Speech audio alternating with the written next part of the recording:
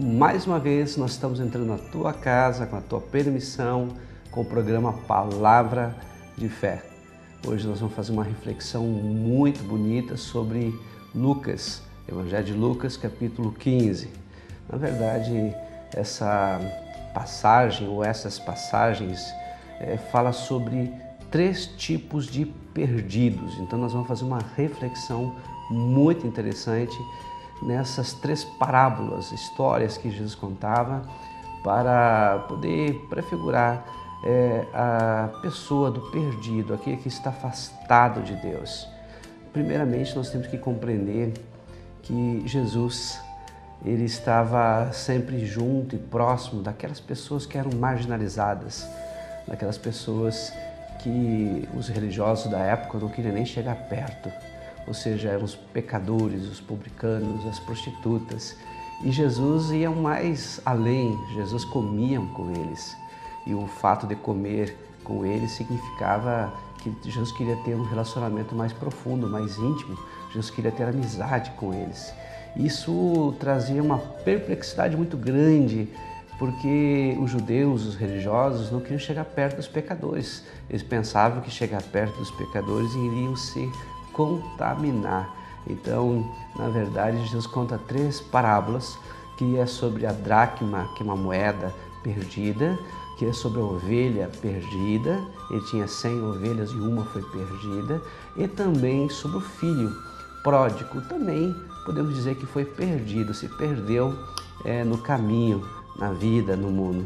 Então nós vamos fazer uma reflexão sobre esses 3 tipos de perdidos e como Deus ele tem assim um interesse real pelas vidas, pelas pessoas, pois a palavra de Deus diz que uma alma, quando se converte, quando se volta aos caminhos do Senhor, tem muito valor.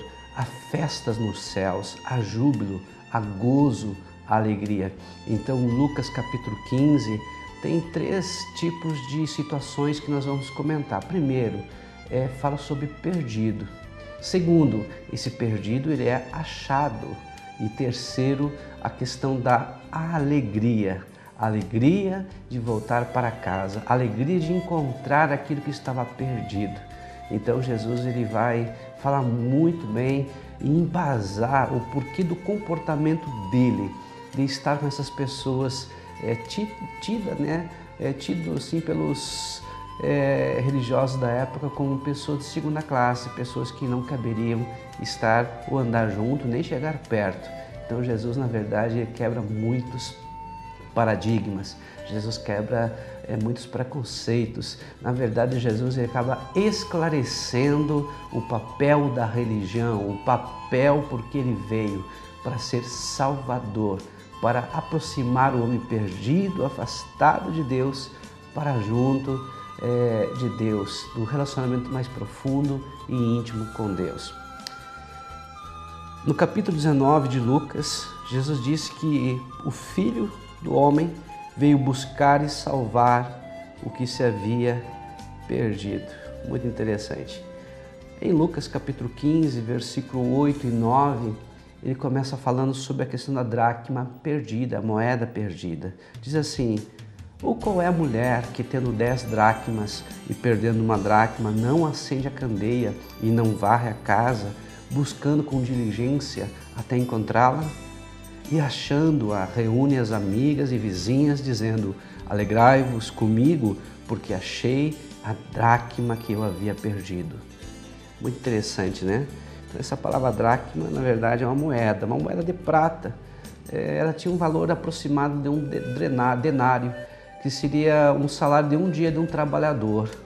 Vamos supor que hoje, nosso salário mínimo seja em torno de R$750, vamos colocar, Então seria em torno de R$25, ou seja, uma moeda, R$25. Ela não é tão pouco valor, mas também não é uma coisa desesperada. Mas por que então essa mulher, ela fez de tudo para achar essa dracma, essa moeda perdida? Muito simples. Hoje, quando nós nos casamos, na nossa cultura ocidental, nós temos o anel do casamento. Esse anel significa e simboliza o casamento. Na mão direita significa noivado, na mão esquerda significa casamento. Se hoje você que é casado, casada, perdeu o teu anel, você vai passar por maus lençóis, você vai ter problemas. Por quê? Porque o anel simboliza essa aliança que você fez perante Deus, perante testemunhas contra a pessoa. Para amar, para respeitar. A mesma coisa acontecia com essa dracma. Essa dracma, essa moeda, fazia parte de um diadema com outras 9 moedas, ou seja, 10 moedas, que eram usadas na cabeça dessa menina judia quando ela casava. Ou seja, esse diadema contendo as 10 moedas simbolizava o anel de casamento. Então ela perder essa moeda significava que ela seria ridicularizada, significava que ela seria culpada, né, por um grande feito. Ou seja, olha só que mulher irresponsável, perdeu uma moeda, ou seja, ela não foi alguém responsável, ela seria vista com olhos muito maus perante toda a sociedade, principalmente perante as outras mulheres também. Temos uma outra parábola, que é a parábola da ovelha perdida. Muito interessante também essa parábola. Diz assim, Lucas 15, 4 a 6. Qual de vós é o homem que, possuindo 100 ovelhas e perdendo uma delas, não deixa as 99 no deserto e não vai após a perdida até que a encontre? E achando-a, põe-a sobre os ombros, cheio de júbilo, e chegando a casa, reúne os amigos e vizinhos. E lhes diz: alegrai-vos comigo, porque achei a minha ovelha que se havia perdido. Muito interessante essa parábola, né? Ela retrata algumas coisas. Primeiramente, ele tinha um rebanho de 100 ovelhas. 100 ovelhas eram um rebanho de porte médio. Então ele não era pobre, também não era rico, né? Seria hoje numa classe social média. Mas uma das ovelhas foi perdida. Ou seja, esse pastor que perdeu, ele perderia a sua reputação de bom pastor.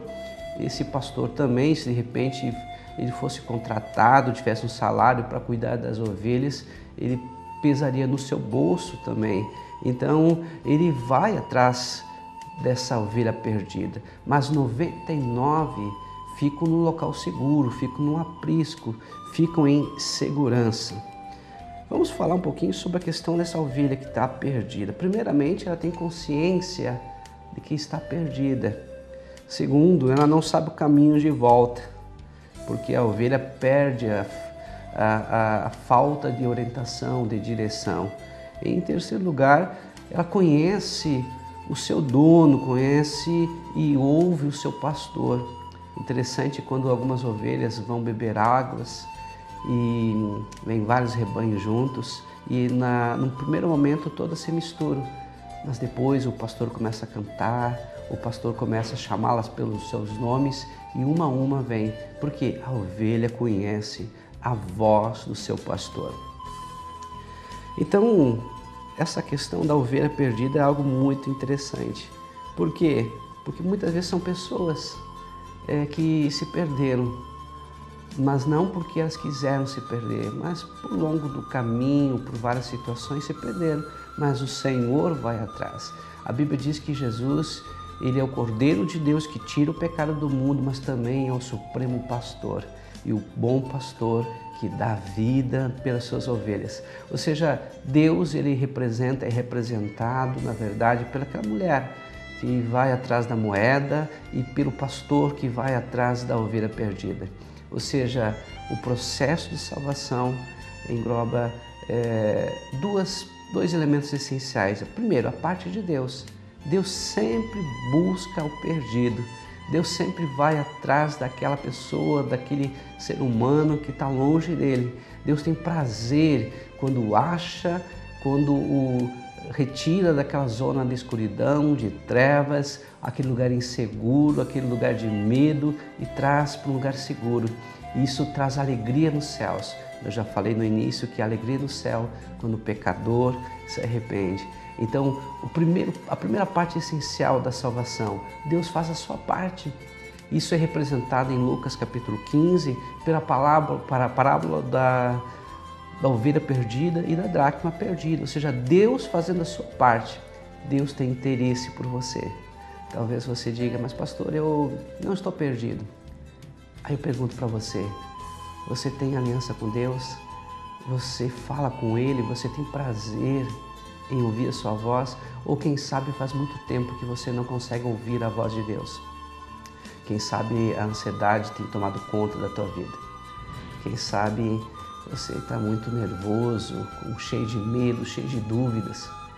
Talvez você esteja até dentro de uma igreja, não vou dizer que não, mas você está longe do caminho do Senhor, longe de um relacionamento perfeito com Deus, e Deus quer te achar, e Deus quer que você tenha um relacionamento mais profundo com Ele. Então, a primeira parte, Deus faz a sua parte. Ele vai atrás daquele que está perdido, Ele acha aquele que está perdido, e Ele tem muita alegria de trazer de volta aquele que está perdido. Mas também há um segundo elemento, que é através do filho pródigo. O filho pródigo, ele por sua conta, ele sai da casa do pai, ele vai buscar no mundo os seus prazeres, gasta todas as suas finanças, a herança que ele recebeu do pai, mas um dia ele volta. Ou seja, há um segundo elemento também, que é a pessoa. Muitas pessoas de repente estão afastadas do caminho do Senhor. Muitas pessoas dão conta de si que na casa do pai era bem melhor. E aí volta porque o pai é bondoso, o pai é amoroso, o pai trata bem os seus empregados. Então é o segundo elemento da salvação, o segundo aspecto da salvação é pertinente ao homem. O homem precisa voltar para Deus. O homem tem que sentir a necessidade de voltar para a casa do pai. Muito interessante, a palavra de Deus diz que em João 13:35, nisso conhecerão todos que sois meus discípulos, se tiverdes amor uns aos outros. Quando nós amamos as pessoas, não um amor de palavras apenas, mas um amor de atitude, um amor de poder ouvir, um amor de dar um ombro, um amor de dar as mãos, um amor que não fica julgando, não fica condenando as pessoas, mas que realmente se importa.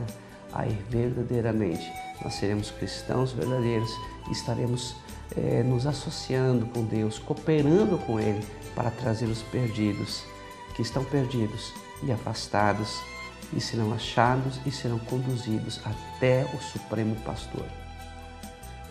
A palavra de Deus diz em Ezequiel capítulo 34, versículo 17: Eu, Senhor Deus, vos digo o seguinte: a vocês, o meu rebanho, eu vou julgar cada um de vocês, vou separar os bons dos maus, as ovelhas dos bodes.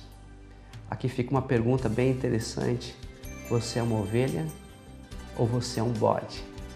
Nós vamos agora para um breve intervalo e logo voltaremos.